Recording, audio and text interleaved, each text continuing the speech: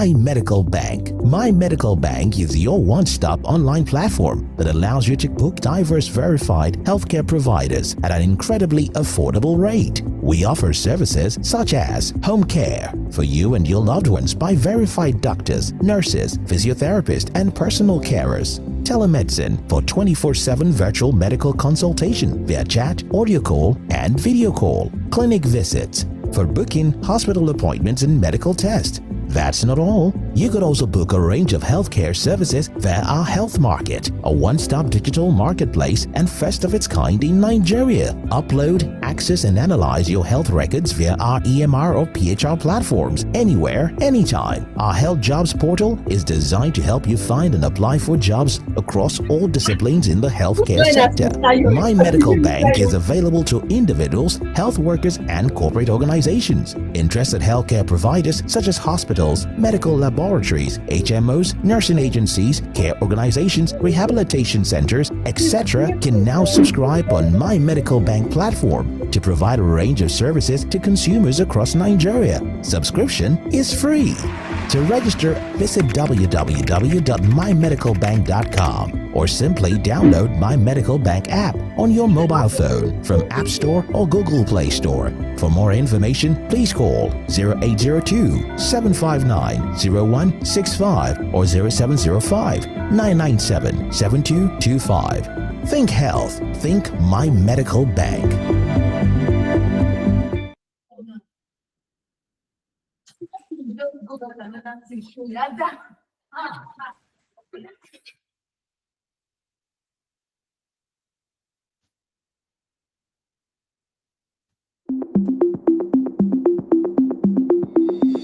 Can you imagine a world where you do not have to wait endlessly in the hospital? A world where you could easily access medical consultation from your smartphone and personalized healthcare services in the comfort of your home or workplace. That is the world of My Medical Bank. My Medical Bank is your one-stop online platform that allows you to book diverse verified healthcare providers at an incredibly affordable rate. We offer services such as home care for you and your loved ones by verified doctors, nurses, physiotherapists, and personal carers. Telemedicine for 24/7 virtual medical consultation via chat, audio call, and video call. Clinic visits for booking hospital appointments and medical tests. That's not all. You could also book a range of healthcare services via our Health Market, a one-stop digital marketplace and first of its kind in Nigeria. Upload, access, and analyze your health records via our EMR or PHR platforms anywhere, anytime. Our Health Jobs portal is designed to help you find and apply for jobs across all disciplines in the healthcare sector.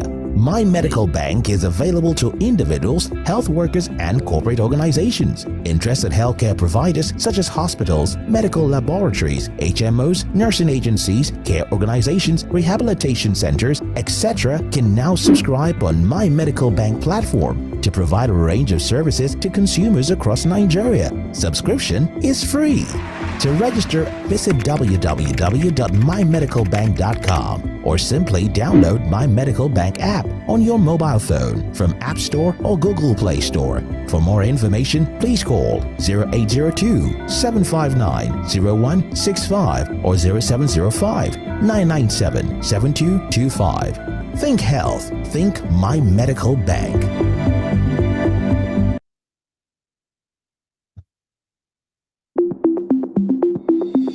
Can you imagine a world where you do not have to wait endlessly in the hospital? A world where you could easily access medical consultation from your smartphone and personalized healthcare services in the comfort of your home or workplace. That is the world of My Medical Bank. My Medical Bank is your one-stop online platform that allows you to book diverse verified healthcare providers at an incredibly affordable rate. We offer services such as home care for you and your loved ones by verified doctors, nurses, physiotherapists, and personal carers. Telemedicine for 24/7 virtual medical consultation via chat, audio call, and video call. Clinic visits for booking hospital appointments and medical tests. That's not all. You could also book a range of healthcare services via our Health Market, a one-stop digital marketplace and first of its kind in Nigeria. Upload, access and analyze your health records via our EMR or PHR platforms anywhere, anytime. Our Health Jobs portal is designed to help you find and apply for jobs across all disciplines in the healthcare sector. My Medical Bank is available to individuals, health workers, and corporate organizations. Interested healthcare providers such as hospitals, medical laboratories, HMOs, nursing agencies, care organizations, rehabilitation centers, etc. can now subscribe on My Medical Bank platform to provide a range of services to consumers across Nigeria. Subscription is free.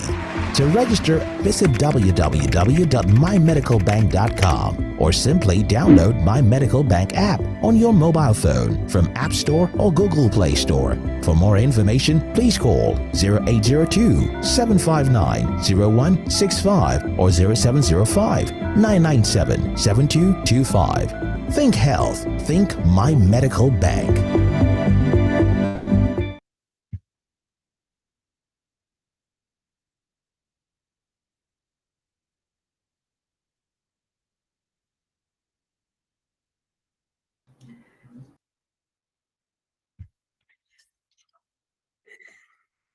Good afternoon, everyone, and welcome to My Medical Bank second webinar for the year. I want to say Happy New Month to everyone. I know we're already at the ending of the month, but I'm just meeting you for the first time this month, so Happy New Year. I want to especially thank everyone for making our time to join this webinar today. It's going to be brief yet very impactful and very insightful. The title because February is the season of love, so the title of our webinar this month will be Self-Love, Personal Care and Well-Being. My name is Adora Maliko and I'm your favorite host for today's section.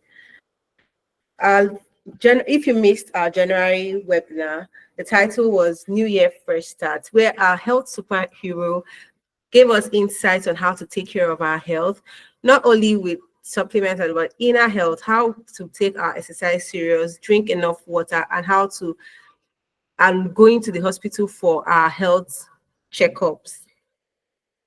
Before we go into our webinar for today, let's quickly go over the following rules.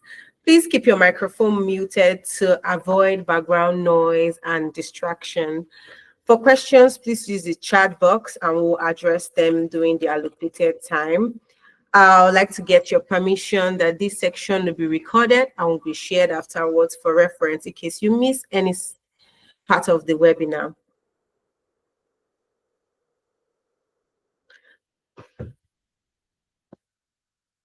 So,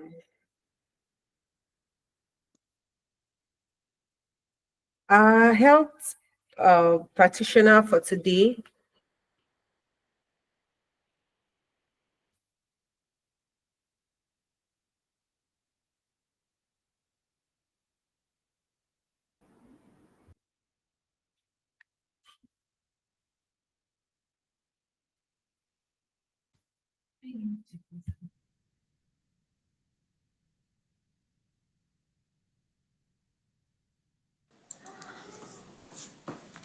Hello.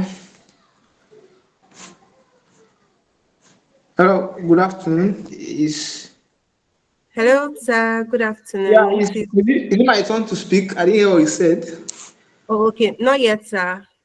Oh, all right now. All right. Thank you.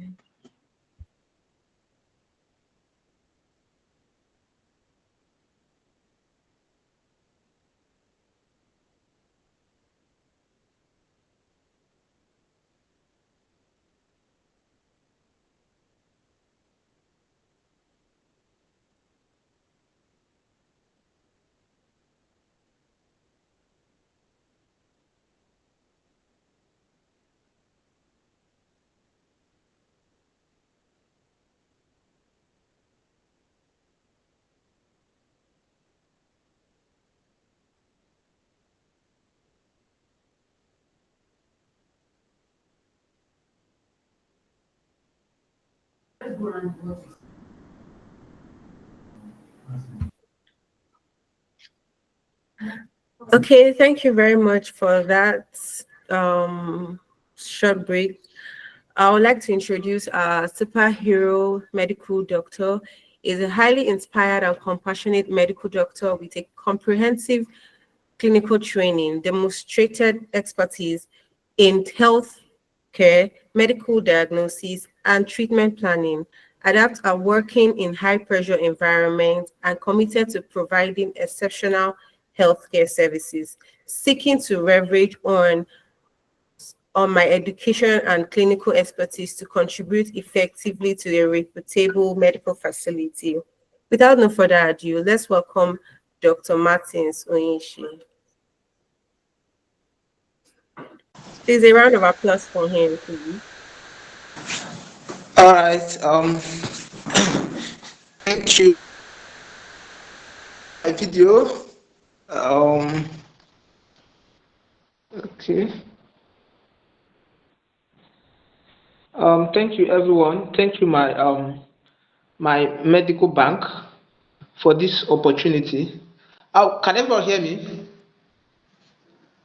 Am Yes, I sir. audible? All right. Am I meant to show an audio or a visual representation of myself? Yes, you can do that, sir. Oh, okay. All right. So just as the moderator has said, my name is Dr. Onishi Martin. Just briefly, I am a medical doctor. I had my medical training in the University College Hospital Ibadan, which is the medical arm of the prestigious University of Ibadan. Currently, I'm working at Alex Ekweme Federal University Hospital. I thank the organizer for this webinar and also acknowledge the audience for taking their time to prioritize their health. I'm actually highly elated to be invited to speak on a topic that we most at times neglect. In the course of our life, we prioritize work, family, and other responsibilities, but neglecting ourselves, which can have a serious long-term impact on our health. Thank you, everyone. So going into the topic of our discussion this afternoon, the topic is self-love, personal care, and well-being. So by way of introduction, what is self-care or self-love? In a nutshell, or briefly, self-care simply means those actions or habits to maintain your physical, emotional, or mental health. Those it entails the daily habit or daily routine that you practice, which will have a long-term impact in your health. So, according to WHO, World Health Organization, self-care is actually the ability to promote health, prevent diseases, maintain health, and cope with illness without necessarily even seeing a healthcare provider. What it means is that it is more of habit that you inculcate in your daily routine, which will impact your health in a long term. So, what self care is not. So, self care doesn't mean selfishness. It means taking a deliberate steps to care for your health, so that you can show up better for others.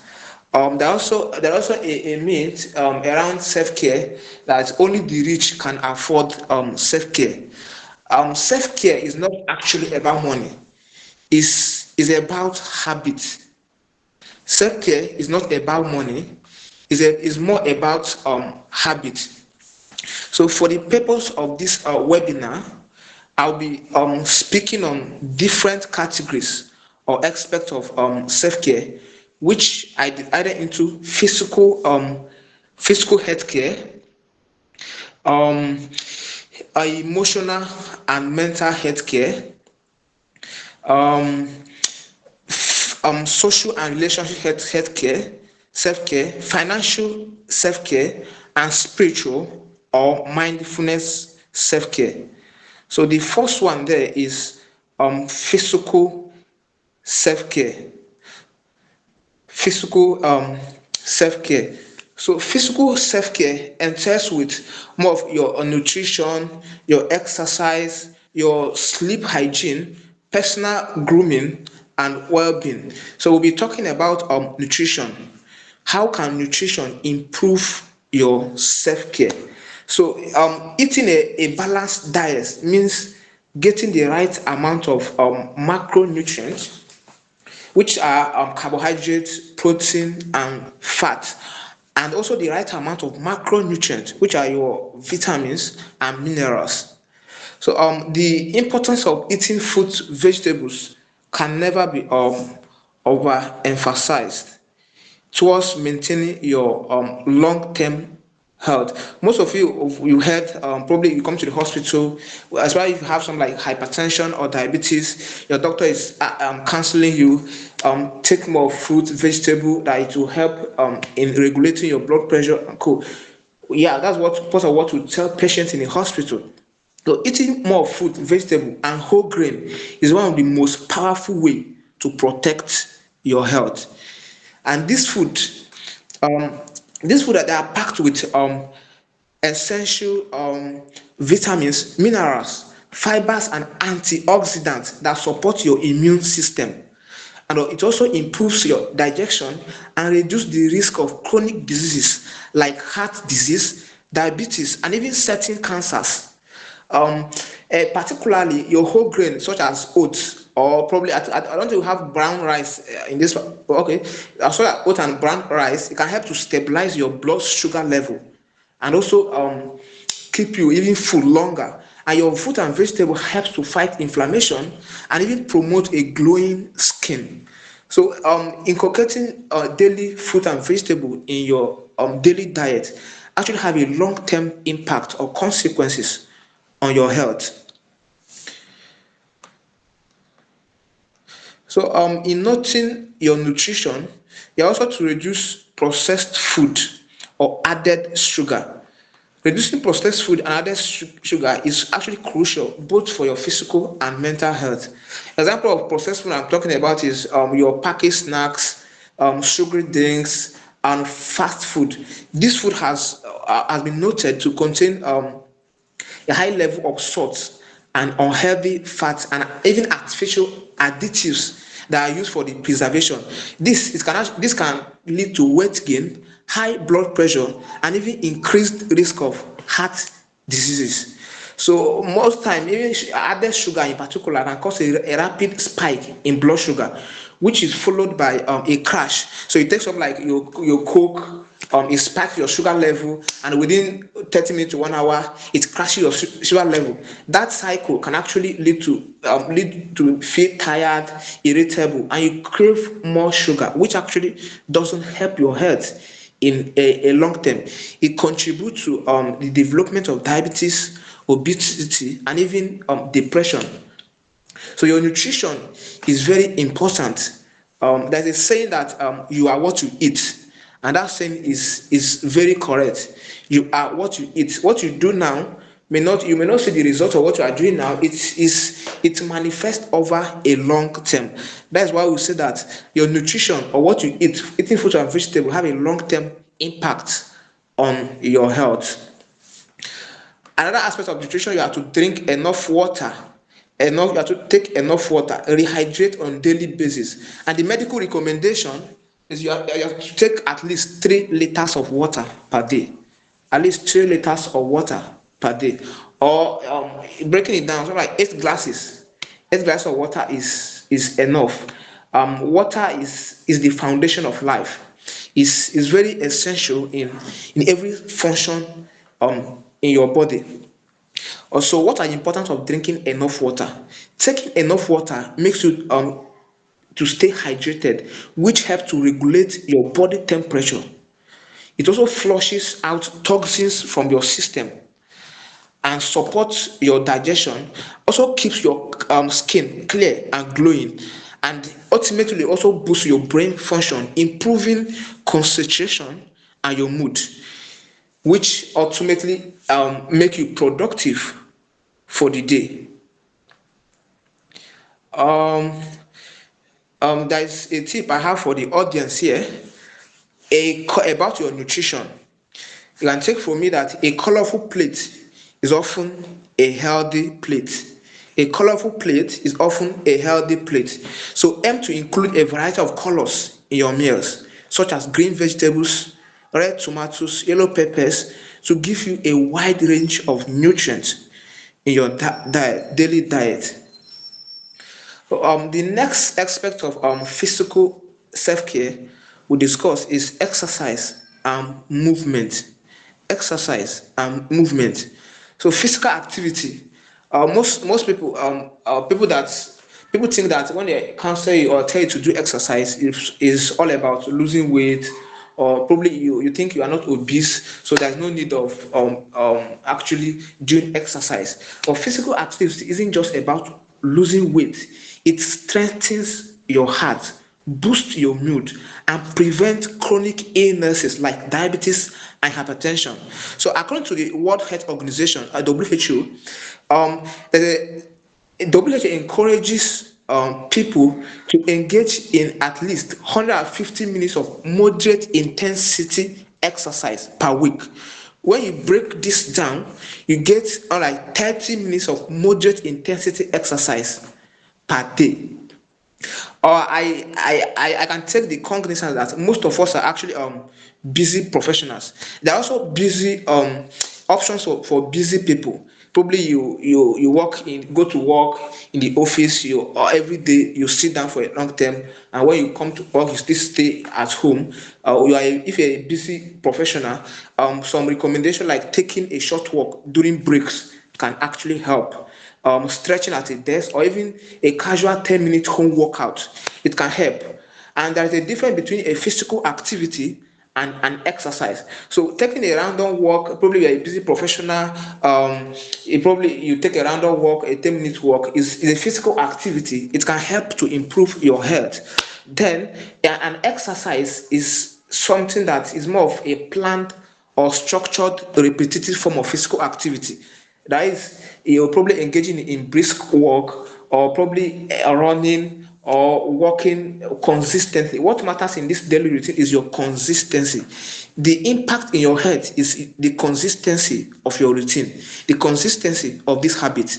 So people say that you've done exercise, you do this, you are not seeing result. If you do it the right way, you will see a result.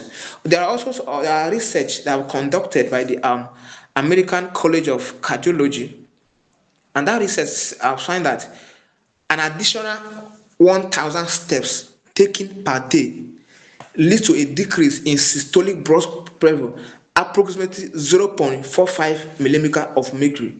So if you can increase this probably from 5,000 to 10,000 steps daily, your systolic blood pressure can reduce for about 2.25 millimeter of mercury. Most people are used to the 10,000 steps, walk 10,000 steps a day, track it with your phone. Is very beautiful and is effective. But one of the things that we fail to tell people is the consistency. That 10,000 steps, there is actually a research, and that research highlighted the consistency. That the importance of these 10,000 steps is the consistency. And the research was conducted by a Japanese study of hypertension. They had a study on hypertension, a research, and it was found that walking 10,000 steps or more per day over 12 weeks, 12 weeks like 3 months. So walking 10,000 steps per day for 12 weeks lead to a significant reduction in blood pressure among individuals with mild essential hypertension. The people in study had a blood pressure of 149.3 millimeter of mercury, which later reduced to 139.1 millimeter of mercury. It means that the systolic blood pressure actually reduced by 10 millimeter of mercury only by mere engaging in walking exercise. I taking a 10,000 step over a long-term period, such as 12 weeks or 3 months. So the importance of exercise is the consistency that matters. in the same results in your exercise. And part of the exercise that have been neglected with time is walking. Walking. Even walking is actually a blessing in disguise. And when we talk about exercise, most people think, okay, go to the gym, do this, you know, go to have a gym membership, lift weight, and go. But as simple as walking is a very good exercise, which will have a very good long impact in your head. If you can be consistent with that, it has a lot of health benefits, cardiovascular health, preventing hypertension, heart diseases, and other chronic illnesses in your body. Another aspect of physical care is sleep hygiene. Sleep hygiene. In sleep hygiene, you have to maintain a very routine sleep hygiene. Sleep actually help your body to heal and your brain to process information. Lack of sleep can actually cause increased stress hormone, weaken immune system, poor concentration and mood. For keeping a very good sleep hygiene entails that you maintain a consistent sleep schedule. If you want to sleep by 8 a.m., sleep by 8 a.m. every day. It's hard, but these are the things that can impact your health in a long term. You maintain a consistent sleep schedule. If you want to sleep by 10 p.m., ensure you sleep by 10 p.m. every day, and also have a particular time you wake up. You can set alarm. If you set alarm, probably I wake up by 5, I wake up by 4. You can sleep by 10, wake up by 4, 5. Is what matters is the consistency of that your sleep schedule. If you want to sleep by 10, you sleep by 10 and wake up the same time of the day. That's what you mean by a consistent sleep schedule. Such practices helps to improve your health. And other sleep hygiene you can inculcate in your daily routine to help your health. It will limit your screen time at least 30 minutes to 1 hour before bed. Most people, you go to work, you are working with your system, you sit for hours in the office working with your computer, your personal PC. You still come back home and engage the TV. That is, you are increasing your health to excessive screen exposure, which has a negative impact in your head in a long term. So you have to limit your screen time at least 30 to 1 hour before you go to bed. It will help you to sleep very well. So consistent sleep schedule help to regulate your hormone, like as we call, I don't want to go too technical. Hormone called melatonin, which is your sleep hormone, and also cortisol, which is your stress hormone, or a hormone that can help you to stay alert. It regulates those hormones. Good sleep hygiene also improve focus and mood, and also support your cognitive function. It boosts your immunity by giving your body time to repair. It also maintains your heart health, as poor sleep can increase increases blood pressure, heart diseases, and other heart diseases. So sleep is actually a golden chain that ties your health and your bodies together. Sleep is a golden chain that ties your health and our bodies together. So the last part of the physical self-care I want to talk about is your hygiene and personal grooming. Good hygiene help to prevent infection and boost confidence. So the areas of this hygiene includes your oral health, oral care, such as ensure you brushing twice on daily basis, then your skin care, regular washing, then moisturizing. And I also want to stress about the importance of sunscreen in taking care of your skin. Please use sunscreen if you can. If you can, use sunscreen. It can protect you against rays, which decrease the chances of developing skin cancers. Also engage in regular hand washing. You see what happened in the pandemic. About most disease agencies were recommending regular hand washing. So regular hand washing is actually important. Is not more important in the pandemic than now. Engage in regular hand washing. It helps to prevent disease spread.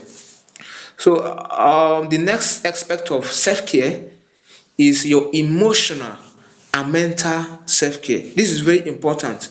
Your mental health. Your mental health, which entails your stress management and all the likes. Stress triggers the release of cortisol. A cortisol is helpful in a small amount, helps you to stay alive. But when you are stressed, your body secretes cortisol at a high amount, which is very detrimental to your health, as chronic stress can cause high blood pressure, anxiety, and depression, even sleep disturbances. There are some tips that can help you to manage stress. There's also something we call a breathing exercise. Breathing exercise. You can probably inhale and hold your breath for 4 seconds and then exhale out. Is a breathing exercise, and it has been found to relieve stress. Another way you can manage your stress is a good time management plan. Prioritize some tasks. Prioritize some tasks. Which one is urgent? Which one is important now? Which one could be done later? Adequate time management can actually help in stress, managing stress, which will have a long term impact in your health. Stress is a fact that stress is inevitable, but how we respond to it makes a whole lot of difference towards your long-term health.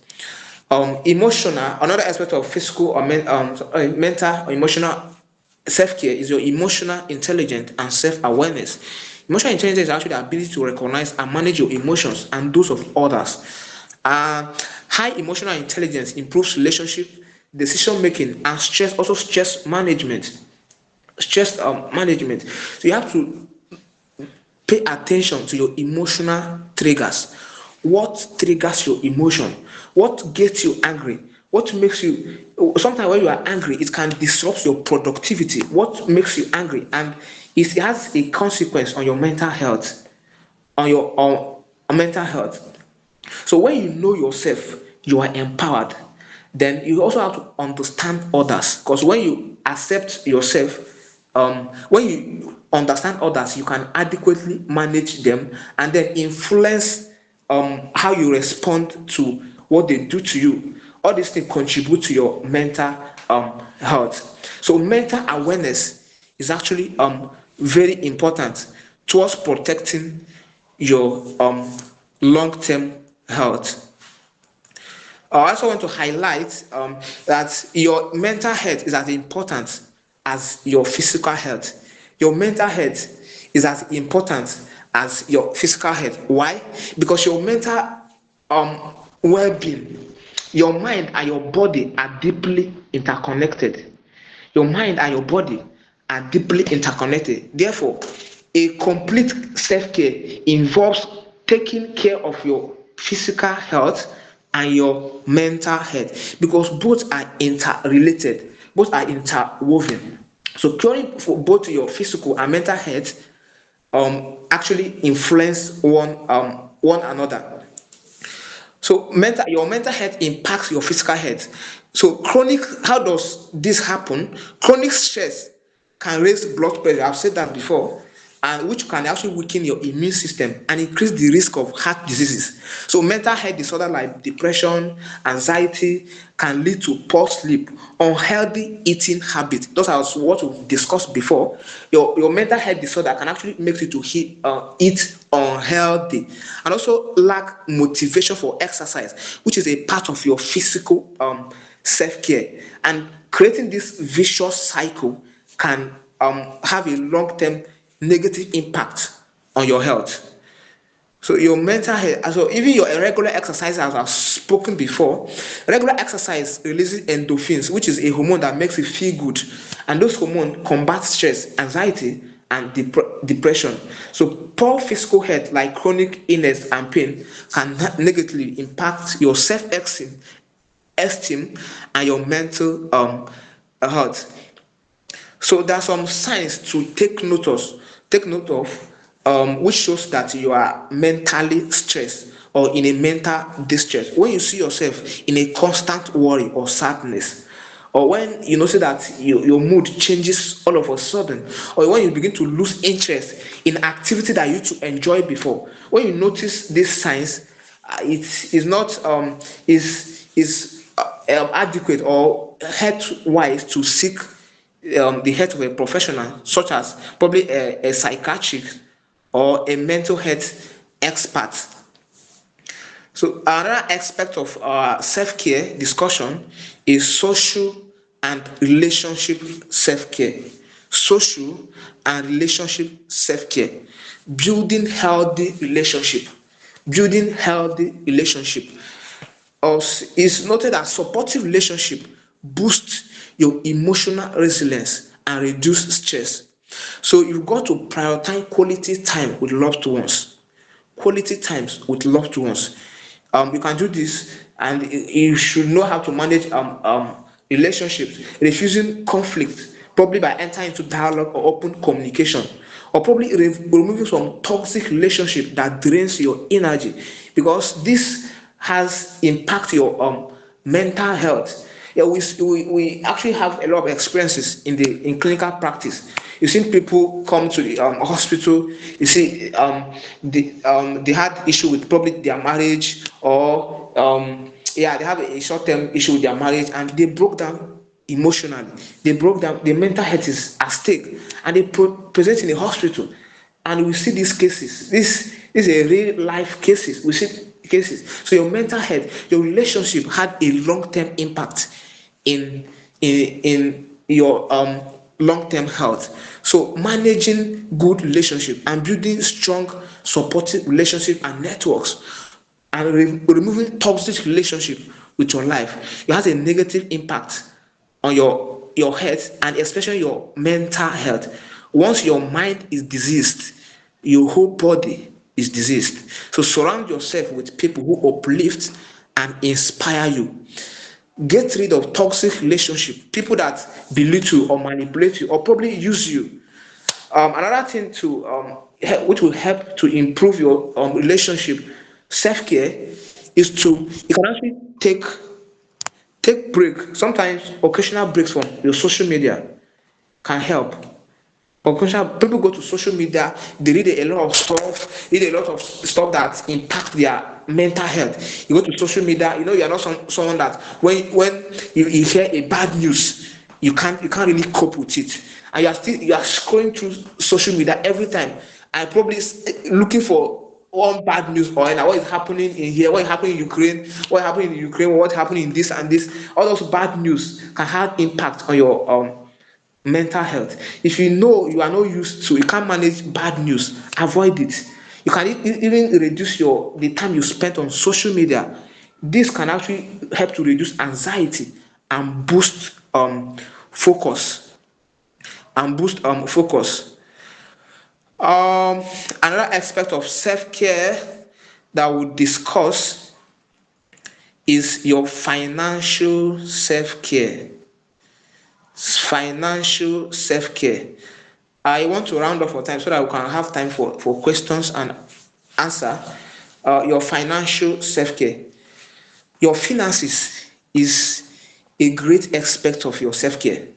Your finances is a very important part of your self-care. Why? I'll explain this. How your financial stability can affect your well-being. Now, financial stress can cause insomnia. Insomnia is when you lack sleep, you can't sleep. You can't even initiate sleep, or you initiate sleep but you can't maintain sleep. That is insomnia. Financial stress can cause insomnia. Worrying all the time, worrying about money all the time can cause anxiety, and it can even lead to physical illness. So how can you take care of your finances? Probably self-care about your finances involves that you track your expenses. You track your expenses. If you are a working class and you're earning salary in the economy, you don't know how all the money, each time they pay you salary, you can't account for it. Before you know it, the money has finished before the end of before the next pay date. You are worrying, where is my money going? You keep worrying about money, and that cycle continues. It gives you psychological stress, it reduces your productivity, and all those things impact on your health. So one of the self-care of this entails tracking your expenses. Tracking your expenses. Where does my money go? I'm not a financial expert, but it's just part of self-care that I want to let us know. So where does my money go? Per week, how do I spend my money? You can keep record. You can live on a budget. Create a budget. Once I receive this, create a budget, how to spend money, so you can decrease psychological stress towards money. Track your expenses. Create an emergency fund. Create an emergency fund. Even in the hospital structure, there's what we call an accident and emergency. Why? Because life is full of emergencies. You can't predict emergencies in life. You can't predict emergencies. So making room for emergency in your finances is a deliberate act of financial self-care. Creating a financial emergency, setting out some fund in case of any emergency, especially when there's a health emergency. Imagine you just have malaria. You have malaria and you don't have money to treat yourself. Probably, let me say, a simple malaria, maybe a uncomplicated malaria. I probably can take your anti-malaria, but you don't have money to treat yourself.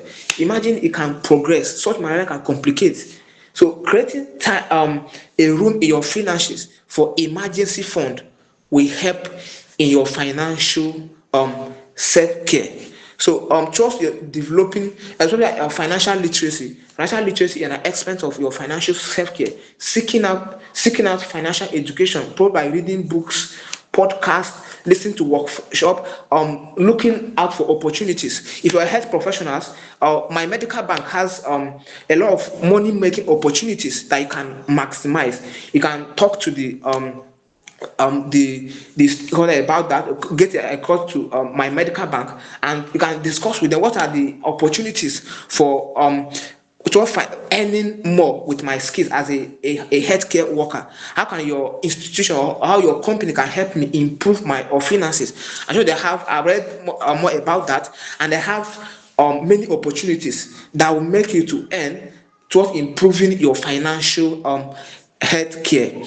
There is a fact. The fact remains that a healthy wallet supports a healthy mind. A healthy wallet supports a healthy mind. So, in another aspect of your financial self-care is using your money to invest in your health. Using your money to invest in your health. In this part of the world called Africa, most time we are not serious. We think is when you fall you become very ill that you know that something is wrong with my health. You can engage in what we call a preventive healthcare or preventive care. It's not when you have probably you see yourself you can't walk, or you can't sleep well, or probably you are having high body temperature, you're having fever, that you know that you are sick. Invest in preventive care, healthcare.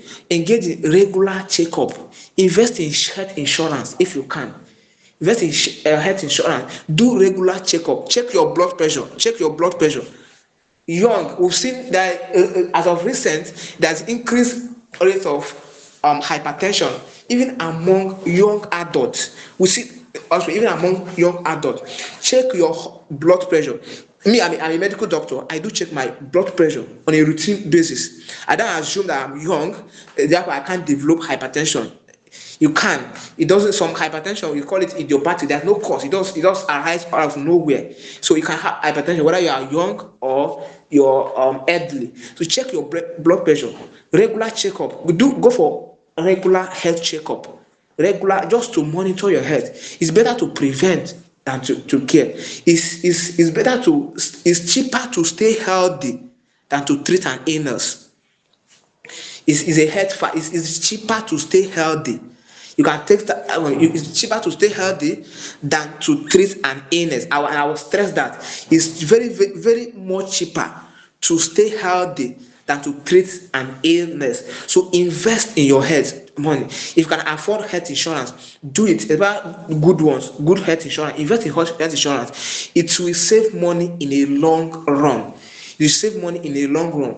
Investing in your health also entails using your money to invest in healthy food. Just I've talked before. If you can afford probably even gym membership for people that can afford that, or if you can't afford that, there's some regular exercise that have been neglected, so that routine walking, as we've spoken before, that can help you.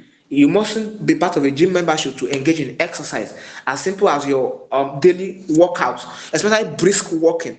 Because an exercise when it must increase your heart rate and you must breathe faster before you say that you've engaged in physical exercise, not a mere physical activity.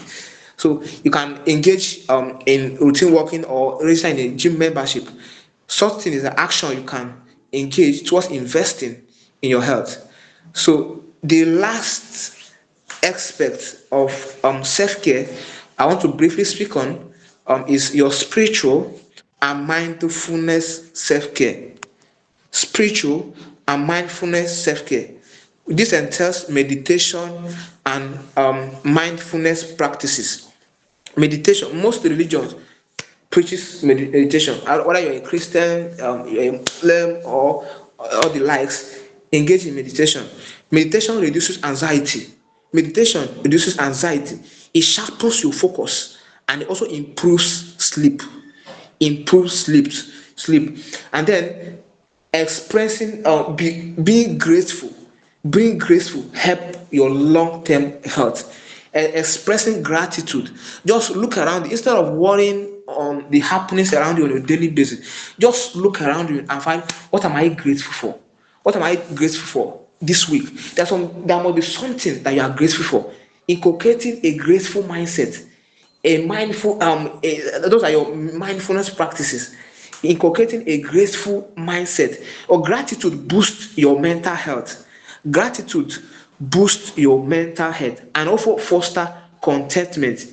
A calm mind brings clarity, and also clear minds bring solution. You have to think clearly. You have to think clearly. I'm sure by the end of this webinar, you should have at least 1 to 2 things that you are grateful for. You should have one thing that you've learned new and one thing that you would improve on. So all these things, by of conclusion, that I've talked about, I've spoken, I've listened. So the importance of this is to practice it. I've emphasized from the onset that the self-care, the most important thing in self-care is your habit. Your habit. Now that you've listened to this, the difference is to practice them. To practice them. There's no difference between listening. If you just listen and you just listening just to get knowledge, if you don't convert that knowledge to a routine daily practice, you won't have it won't profit your health in a long term. So the most important part of this webinar is that after this webinar, you go and start practicing something you've not been practicing before. You start doing the things you've not been doing before. You pay attention to the small things you do on a daily basis. Your daily routine. Your daily routine. Do I take adequate water? How is my food like? How is my food like? Those daily routine, habits, those things has a long-term consequences on your health. It's just as simple as that. It's as simple as that. So with this, and thank the audience for your time towards listening to this presentation, this webinar. If you have your question, I know the moderator have said you can ask through chat. I'll still go over that. Or if there is a room for physical question, we can actually ask. I want to call upon the moderator to actually continue the. Thank you, everyone. Wow. Thank you very much, Dr. Martins, for that insightful presentation. In fact, I have learned a lot today. But one of the most important things I've learned today is that I need to invest in preventive health care.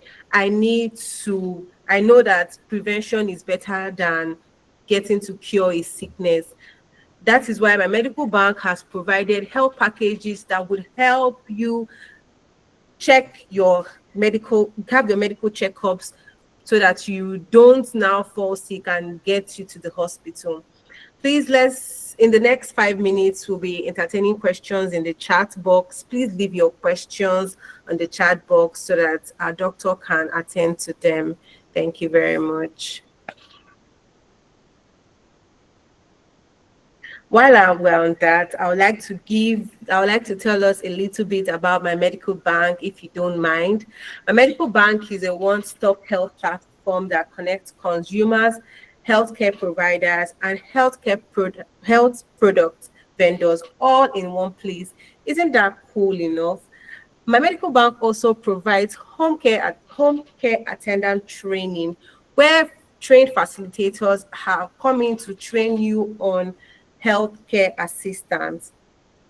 My medical bank also provides telemedicine, where you can consult a doctor via phone call, audio, video, and text message at the comfort of your home. My medical bank has made it easy for you instead of taking long hours in traffic to get to the hospital and long queues and to get to consult a doctor. You can just speak to a doctor at the comfort of your home. Isn't that cool enough?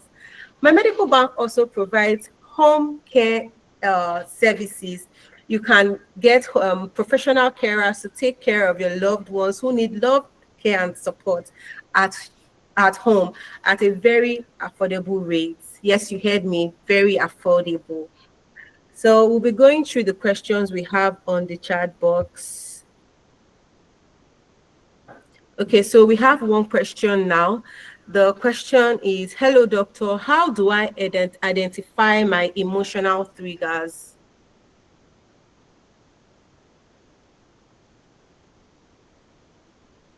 Hello, Dr. Martins, are you there?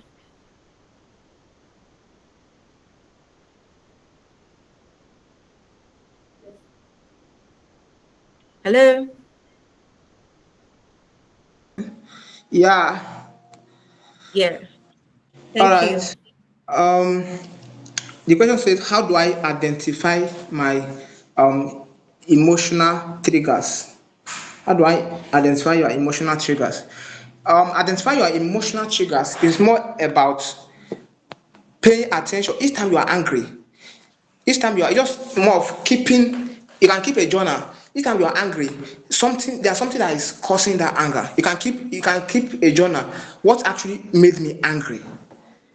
Did somebody say something to me, or is there something, did I hear a news or something? By the time you pay attention to this on a long term, you should identify your emotional trigger. What makes you to be sad? What makes you to be happy? What makes you to be distressed? What makes you to be very angry? So you can pay attention to what triggers your emotion and keep journal of that. You can keep recording it. Each time you are angry, you say, what is happening? Is it just that my mood is just swinging, or then anything happen? Did somebody speak to me negatively, or there was something happen to me, or is it I'm not doing well in one aspect of my life, or something like that? Just keep a journal. So if you can pay attention to this journals you write over time, you should know your emotional triggers by paying attention to what caused your anger, or your happiness and co. So that is more of practicing it on daily, weekly, monthly, on and yearly basis. So that's how to identify your emotional triggers. So your emotional trigger might not be my emotional trigger. For me, somebody can say bad about me and I won't bother. It will not weigh down on my emotions. But to you, it could. So emotional triggers as individual, it has is more individualistic. What triggers your emotion might not be what triggers my emotion. For some people, once when you abuse them, they become emotionally down. They become emotionally. So some people even okay, let me not go to that expert anyway. When you abuse them, they become emotionally down. Some other people, when you abuse them, it don't have really more impact, like maybe a severe impact on their emotion like that. So we are different. So you pay attention to this and keep record. So next time it happen, you should be able to know how to identify it earlier, avoid it, and then protect and care for your mental health. So I don't know, the person that asked the question, I don't know whether I have successfully answered your question, or do you still need some clarification on this. Let me know. Thank you. Yeah, thank you very much, Doc, for that. We have another question. The person says, hello, doctor, how do I stop constant insomnia? Uh, Thank you very much for that question. How do I stop constant insomnia? How do I stop constant insomnia? All right. So we talked extensively on sleep hygiene. One, one is that you have to identify the cause of that insomnia. Because of that insomnia, many things can cause insomnia. So for this webinar I presented, I spoke about insomnia, more about mental health. Chronic illnesses can cause insomnia. Chronic illnesses can cause insomnia. So for someone whose insomnia is caused by chronic illnesses, so to stop that, we have to manage that chronic illnesses. But I want to speak for the essence of this question. I want to speak more about mental insomnia triggered by more of mental cause. So that's what I spoke about in my presentation. So insomnia, by adequately you can actually stop constant insomnia by engaging in routine good sleep hygiene. Good routine sleep hygiene, and I spoke extensively on that. Practicing good sleep hygiene, and how do you do that? I said that you should maintain a consistent sleep schedule. Maintain a consistent sleep schedule. Now, before you sleep, if you are someone that you are exposed to screen, so like your computer or your TV, you get exposed to computer or your television too much, you have to start reducing that. You have to reduce your screen time. Especially when you are about to sleep. So a good sleep hygiene entails that you avoid getting exposure to screen at least 30 minutes to 1 hour before you go to bed. So another thing is to maintain a consistent sleep schedule. Like if you want to sleep by 10 p.m., sleep by 10 p.m. every day. If you can do that, it will help in your sleep. If you are going to bed, I have told us that this thing works by habit. You have to develop that habit. In a long term, you get used to it, and it will help your health. If you are sleeping by 10 p.m. and waking up by probably 6 p.m., that is okay. At least you should take at least, let me say, 7 to 9 hours of sleep per day, or by average 8 hours of sleep per day. Or if you can have a particular time you are going to bed, it will help. And if you have a particular time that you are waking up, it will help. Probably by setting alarm in a short term. In a long term, your body will be used to that. If you're waking up by 4 a.m., you'll notice that by 4 a.m., something that happens, you just wake up. It's habit. And that self-care is habit, as I've told us. So maintain a consistent sleep schedule. If you know that anything you are doing by 10 p.m., if that is your time that you want to go and sleep by 10 p.m., no matter what you are doing. So doing this over time will help insomnia. Also, you have to reduce your caffeine intake. Most of us that take all these carbonated drinks, it can impact on your sleep. Carbonated drink contains caffeine, which is stimulatory. It can make you not to sleep and influences your hormone, your melatonin and that helps you to sleep. So you should reduce your caffeine intake, like your soft drink and all the likes. So reducing this can help you to initiate and sustain sleep. The insomnia is inability to either initiate or maintain sleep. So this thing can help in a long term towards stopping insomnia. Thank you for that question once again. You can let me know whether I'll answer your question or you still need some clarification on this. Thank you. Thank you very much, sir, for your patience and for giving us clarity. 2 more questions on our chat box because of our time. We'll be rounding up. So the second to the last person says, "Good afternoon, doctor. How often should I go for a medical checkup?" And the last question is, "Hi, doc. Aside using BP machines, how else can one reduce high BP?" Yeah. Aside using BP machine, how one can... I didn't get the last question.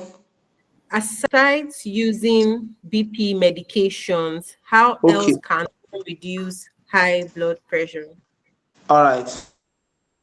That's a fantastic question. Those are interesting. The 2 questions are very interesting question. The first one says, how often can I go for medical checkup? So go for medical checkup. You can go for medical checkup as often as possible. It depends. So there's also a factor that influences the medical checkup. Actually, it depends if you can afford it on 3 months basis, on 6 months basis, or at least on a yearly basis. Yearly savings month. You can afford this on 3 months basis. Is okay. You can afford this on 6 months basics. Is fantastic. If it's on a yearly basis that you can afford it, whether you are sick or not.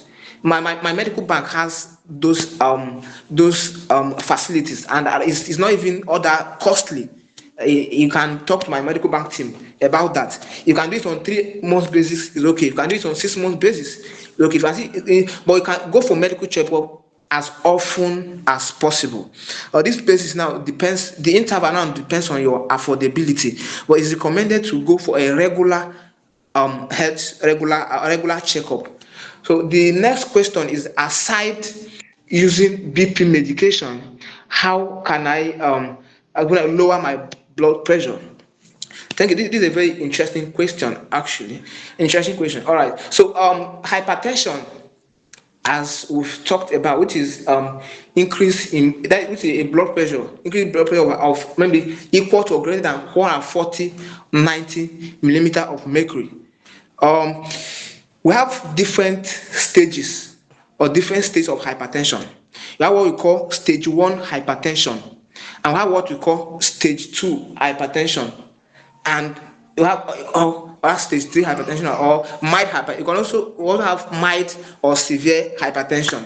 Now, mild, when hypertension is mild or probably in stage 1, early stage hypertension, is maybe around 140 something, depending on your age. You factor age before we diagnose hypertension too, depending on your age. If your BP is around something like 140, that's of early stage. At that stage, actually, clinically, we don't start with BP medication.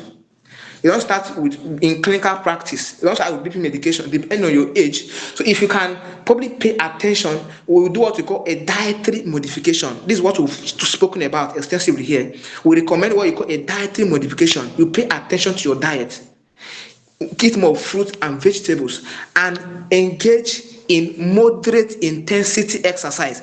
According to WHO, you have to engage in at least 150 minutes of moderate intensity exercise per week, which is 30 minutes of exercise. That's aerobic exercise per day. So if you can do this consistently, even from the research, I quoted a research that there is a study in the Japanese study, a team of people who had hypertension, and they engaged in the people they used to take the study engaged in regular exercise for 12 weeks. And at the end of it was found that their systolic blood pressure, for the sake of the layman, is systolic blood pressure is the one that's up. When they quote your blood pressure, they can say 140/90. The one that's up is the systolic blood pressure. The one that is down is your diastolic blood pressure. So it was found that the systolic came down, reduced by 10 point something, which means maybe someone had a blood pressure of 140 millimeter of mercury before. If you can engage in that regular exercise for consistency matters for you to see results. If you do it the wrong way, you not see it. If you do it the right way, you see results. After they have engaged in this for 12 weeks, their systolic blood pressure decreased by 10. So regular exercise, regular moderate intense exercise can actually help to reduce your blood pressure. But this is recommended for early hypertension. When your hypertension has reached something like 160 to maybe 160 over 100 millimeter of mercury, that is only going to stage 2 or the hypertension. At this stage, you have to take your medications. You must take your medications. You must take your medication. You have to speak to a doctor and get a prescription for anti-hypertensive that you will take in, and make sure you are regular on that. While you are taking your medication, you also support that with regular exercises. So your medication will work in collaboration to your exercise and your dietary medication, which will help in controlling your blood pressure for a long term. So this health practice can help in lowering your blood pressure. So the point to note here is that if your hypertension is just starting, which is early, around 140, depending on your age, exercise and diet modification can help you lower it. By the time you have gotten to the high side, around maybe up to 160, that is, you have to take medication. You must take your medication to lower your blood pressure. Thank you very much. So you can let me know whether you have answered your question. You still need some clarification. Thank you for. Thank you very much, Doctor, for that. Our time is fast spent, so any other questions, you can leave it on our email and we'll be glad to respond to that. My Medical Bank provides all these health packages combined together in one to give you the best with registered hospitals that are affordable and closest to you. We have different health packages. We have the medical health package, we have the men's health package, the women's health package, the mother and child health health package. Please kindly visit our website at www.mymedicalbank.com for more of these packages and prices. And you can also reach out to our customer service support at 08027590165 for any of your questions. Without no further, our time is already fast spent. So I would also like to introduce My Medical Bank app to you. It's a very interesting app. It's an app that you can use to set up your medical reminder and you never miss your medical doses. You can use the app to book for your home medical visit, living carers, access to medical consultation and hospital appointments and tests. You can also record you can also save your hospital results and personal health records on this app, and it's very private and personal. Thank you very much for joining us, taking out your time to join us on this insightful webinar.